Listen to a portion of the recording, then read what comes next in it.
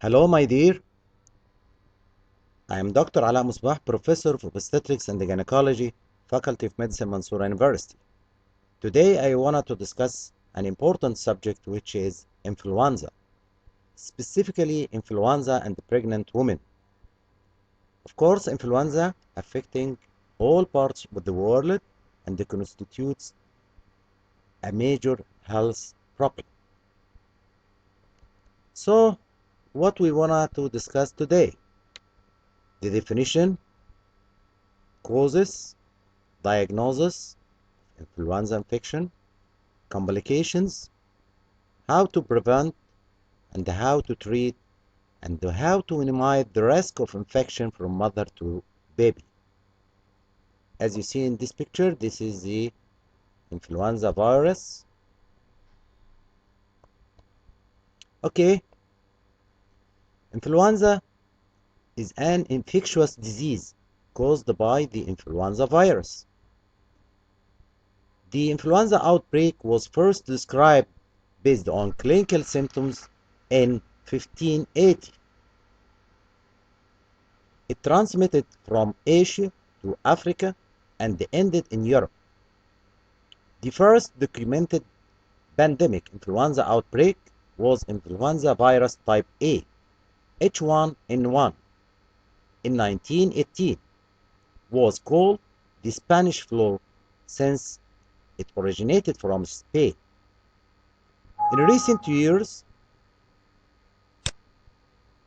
the latest influenza A H1N1 pandemic outbreak was in 2009. And this picture shows the influenza virus how it looks. So, four types of influenza virus exist, but in human being, only three: A, B, and C. While D is not in human. Okay? A and B cause epidemics of severe respiratory illness known as the flu, and the type C causes mild illness not associated with epidemics. While the D not cause human disease. Type A has two different subtypes or strains based on the chemical structure of the virus. The H1N1 swine flu virus is a type A influenza virus. Type A is commonly carried by birds. On the other side, type B is not divided into subtypes.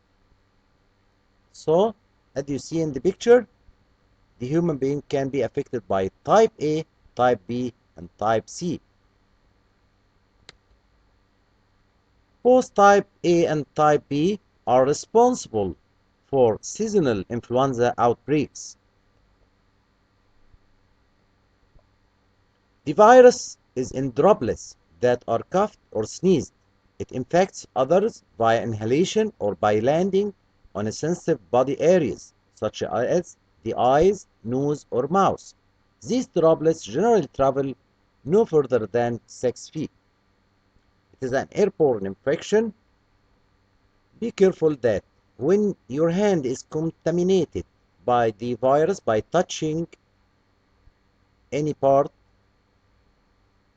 like eyes, nose, and the mouth, you transmit the infection. So this is another way for infection, also from air drop infection. Influenza viruses are constantly changing with the new strains appearing regularly. That's why you know that vaccination every year is changing, because the strains are changing every year. Outbreaks occur more frequently in the winter month. We consider in the upper half of the hemisphere from October to up to May.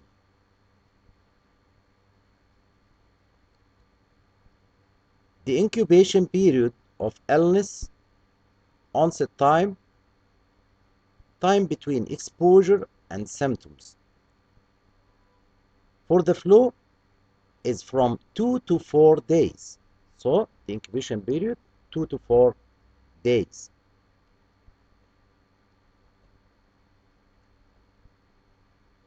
A person with flu is thus contagious from 24 hours before they feel sick and up to 7 days after the illness onset. They are most contagious during the first 4 days of symptoms. So be careful about that. The influenza virus can live 2 days on hard monoporous surfaces like doorknob or 15 minutes on dry paper tissue like bound bill and only 5 minutes on skin.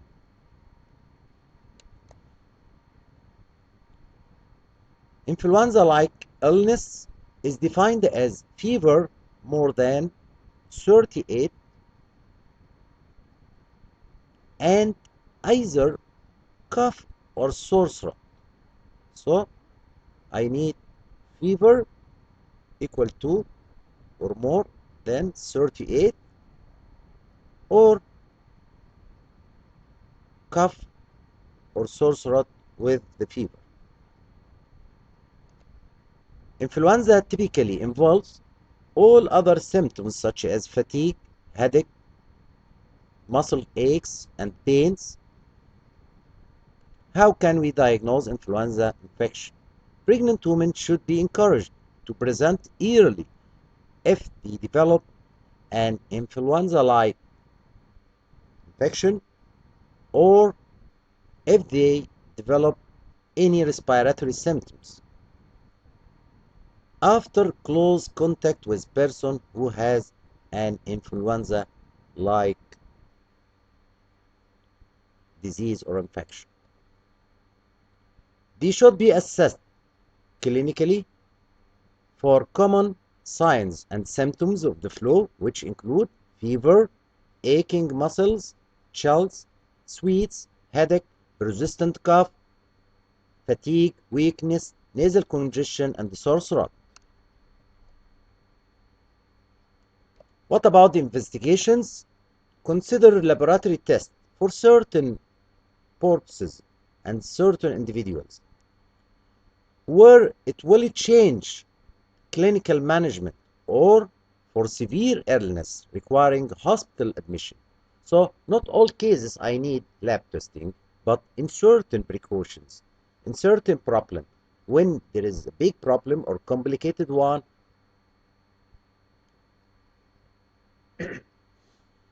or severe illness need hospital admission, so lab test is important. To take sample, a medical professional rubs long sterile swab against the back of the throat or inside the nose, then seal the swab in a packet and send to lab. Diagnostic tests available for influenza include viral culture, serology, rapid antigen test, reverse transcription PCR, immunofluorescence assay, and rapid molecular assay. Complications. Maternal and fetal complication may be the hazardous one, and the life-threatening one is pneumonia and heart failure. Higher rates for hospitalization and maternal deaths if affected by pneumonia and heart failure. Preeclampsia, there is some studies suggesting that there is a link between infection with influenza virus and preeclampsia. Bronchitis, asthma flares up, ear and sinus infection. What about the fetal complications? Maybe miscarriage or fetal loss, congenital malformation due to the high fever during first trimester may cause that, low birth weight and preterm birth in many studies suggesting that it may happen if influenza infection occurred during pregnancy. In a systematic review and meta-analysis in 2017 by Chen and his colleagues, They concluded that gestational influenza A infection impairs pregnancy outcome and increases the risk for low birth weight. Also, they describe anemia, asthma, and obesity during pregnancy as risk factor for influenza virus infection during pregnancy. How to prevent influenza virus infection? Following sensible good hygiene practices, thorough and frequent hand washing, as we said, contamination. So frequent hand washing is a protective with water and soap. Avoiding crowds during peak of flu season, the winter season, as we said before, and the cover the mouth and the nose using tissue during sneezing or cough and using mask. It is strongly recommended that all women who are pregnant or considering becoming pregnant have the seasonal flu vaccine. And this is recommendation of the American College of Obstetricians and Gynecologists and also for CDC. Recent studies show that vaccine can reduce the risk of flu illness by about 40 to 60% among the overall population. FDA vaccine in 2019 to 2020, the committee recommended that the trivalent formulation influenza vaccine for United States in 2019 to 2020 influenza season contained the following. This is an examples for the trivalent vaccine. As you see here, two of them for strains A and one for strain B. Okay? And the committee recommended quadrivalent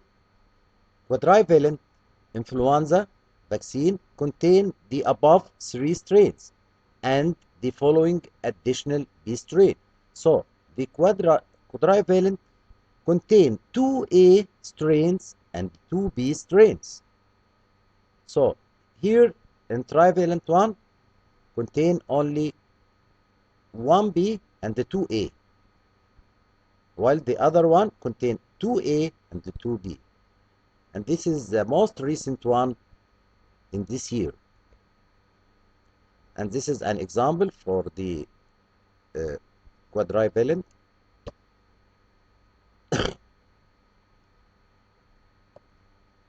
This picture shows the vaccine and the injection. Once a pregnant woman gets the flu vaccine, the body takes 2 weeks to develop antibodies. The body creates antibody which will pass to baby through the placenta.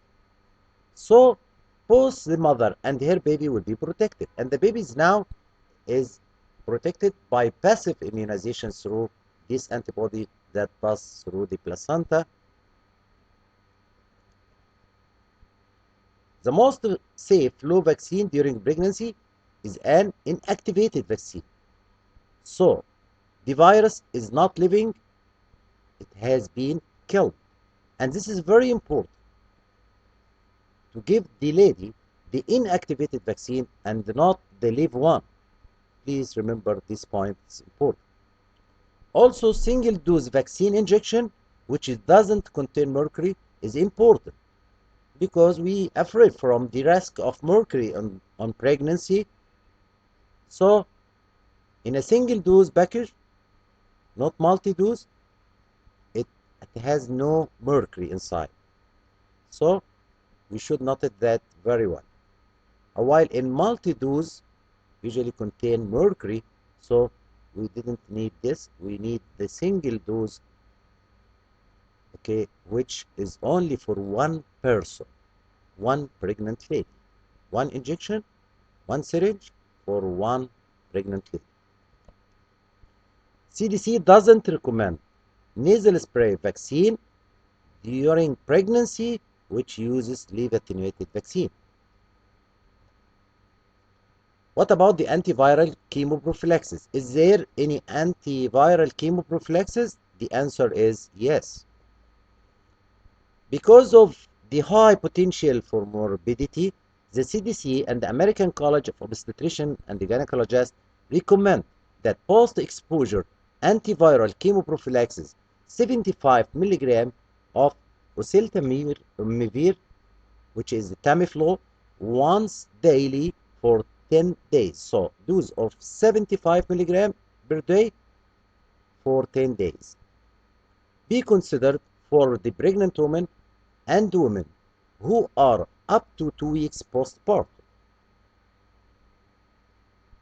who have had close contact with someone likely to have been infected with influenza. So this is a recommendation of CDC and American College of Obstetricians and Gynecologists. What about the treatment? Treatment of patient with influenza-like illness shouldn't be delayed while waiting test result, as there is generally little benefit if antiviral medication is started more than 48 hours after onset of symptoms. So please, you should start to prescribe the drug for the patient within the first 48 hours, because beyond that the benefit is much less. Treatment with anti-influenza medicine, either Tamiflu 75 milligram per oral every 12 hours for 5 days, or Relenza inhalation every 12 hours for 5 days, may be offered to pregnant women at any stage of pregnancy. So you can give it during first, second, and third trimester and the early postpartum period. Multiple observational studies of treatment with Tamiflu and Zanamivir during pregnancy have shown that antiviral treatment with this medication is safe during pregnancy and doesn't increase risk of adverse events or adverse pregnancy outcomes, as Ernstein and his colleague in 2018. Symptomatic treatment with paracetamol is recommended to reduce fever, and you know that the high fever during first trimester can cause congenital malformation. So be careful to lower the temperature using paracetamol, also by using cold ice or shower with cold water, so to drop the temperature, and also by use paracetamol, which is a safe drug during pregnancy. The pregnant woman should be asked to wear a mask during labor. So I will not ask the pregnant lady to wear a mask during labor, but at the same moment, others in the room should follow infection control guidelines. And this is how the Tamiflu picture look. This is the 75 milligram dose. Of course, there is different dose, but this dose for adults and suitable for pregnant lady.